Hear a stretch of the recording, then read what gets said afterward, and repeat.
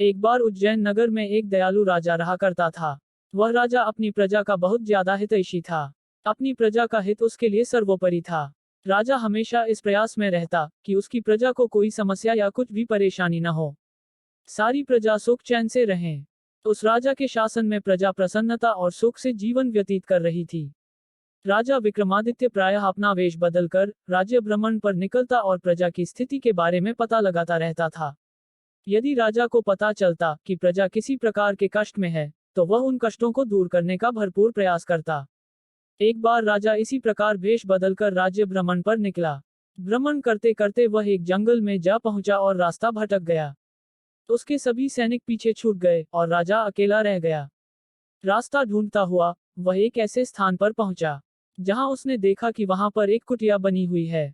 राजा को उस समय तक भूख लग आई थी। उसने सोचा, इस कुटिया में अवश्य भोजन की व्यवस्था हो जाएगी।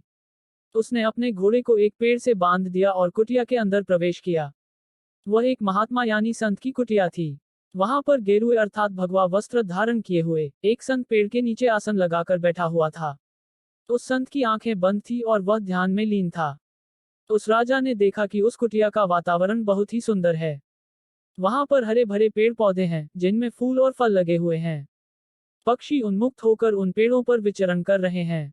राजा ये सब देखकर बड़ा प्रसन्न हुआ।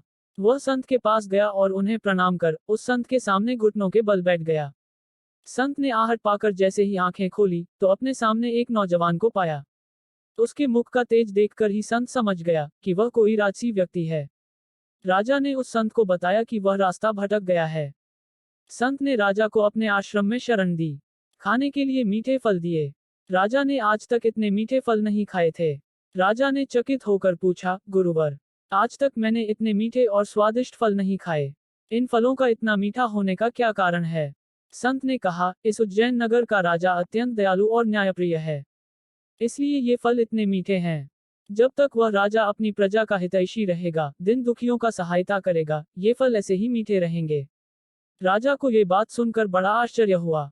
राजा को इन बातों पर विश्वास करना कठिन लग रहा था। राजा उस संत से आज्ञा लेकर वहां से चल दिया। राजा ने अपने मन में सोचने लग गया कि जब वह महल में लौटेगा तो वह इस बात का अवश्य परीक्षण करेगा। थोड़ा आगे चलने पर उसे अपने सैनिक मिल गए जो जंगल में राजा को ढूंढ रहे थे। राजा अपने सैनिकों की सहायता से अपने राज्य में वापस लौट आया। वापस आने के बाद उसने प्रजा पर अनेक जुल्म ढाने शुरू कर दिए। राजा ने किसानों पर लगान बढ़ा दिया और अपनी प्रजा पर कई प्रकार के कर यानी टैक्स लगा दिए। अब राजा अपना सारा धन भोग विलास में खर्च करने लग गया और प्रजा की सहायता करनी बंद कर दी। जैसे जैसे प्रजा पर अत्याचार बढ़ने लगे तो वैसे वैसे ही पूरे राज्य में त्राही त्राही मच गई। ये सब देखकर कुछ दिनों बाद राजा फिर से जंगल में उसी संत की कुटिया में पहुंचा। इस बार राजा ने देखा कि वहां का वातावरण भिन्न है। वहां के पेड़ पौधे सूख चुके हैं, फूल मुरझा गए हैं, फल सड़ चुके हैं। ये देखकर राजा चकित रह गया। वह संत के पास गया और संत को प्रणाम किया।